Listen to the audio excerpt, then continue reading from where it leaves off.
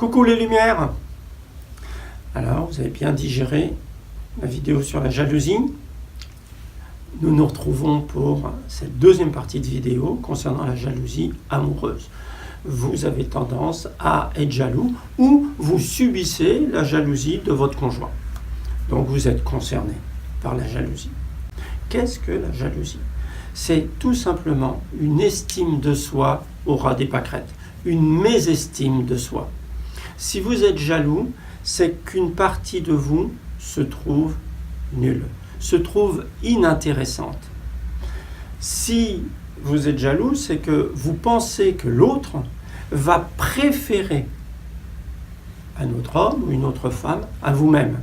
C'est-à-dire que vous ne méritez pas la comparaison.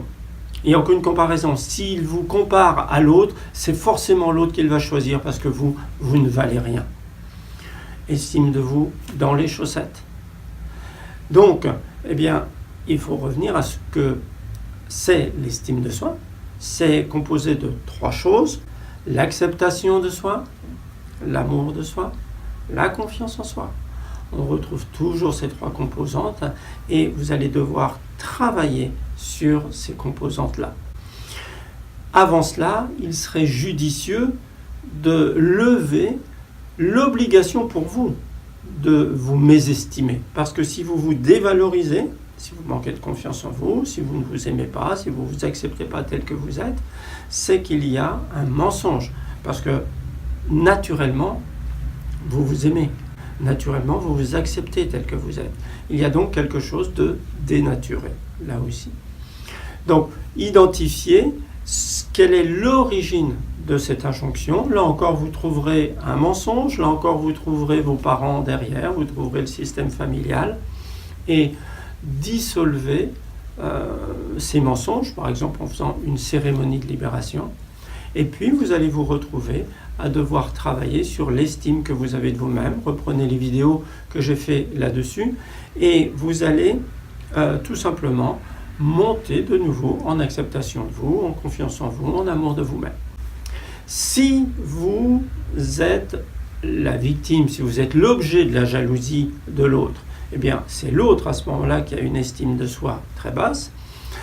À ce moment-là, considérez que vous vous retrouvez dans une situation indésirable, parce que l'autre est jaloux. Situation indésirable, acceptez, améliorez, quittez. Aussi simple que ça. Allez-vous accepter sans arrêt la jalousie de l'autre? Vous ne pouvez pas sortir seul, il doit vous appeler ou elle doit vous appeler 15 fois par jour parce qu'elle a peur que vous le trompiez, ou il a peur que vous le trompiez. Ben, allez-vous accepter ça? Sinon, améliorer, ça sera quoi? Dire mon coco ou ma cocotte, tu as un travail à faire sur toi parce que je n'ai pas à subir tes peurs. C'est ta peur ne me regarde pas. Hein, vous savez, ça me fait penser à cette maman qui avait dit à sa fille, un jour où elle partait à l'école en t-shirt, elle lui dit « Mets ton pull ». La fille lui dit « Non maman, ça va, j'ai pas froid ». Il dit « Mets ton pull, j'ai froid ». Waouh. Calme-toi. Je comprends que tu aies peur que j'ai froid. Mais si tu as peur que j'ai froid, occupe-toi de ta peur et laisse-moi tranquille. Eh bien là, c'est pareil. Tu as peur que je te trompe, occupe-toi de ta peur et fiche-moi la paix. Alors, si soit tu t'occupes de ta peur, et à ce moment-là, on va pouvoir continuer un bout de chemin, soit je quitte. À vous de voir.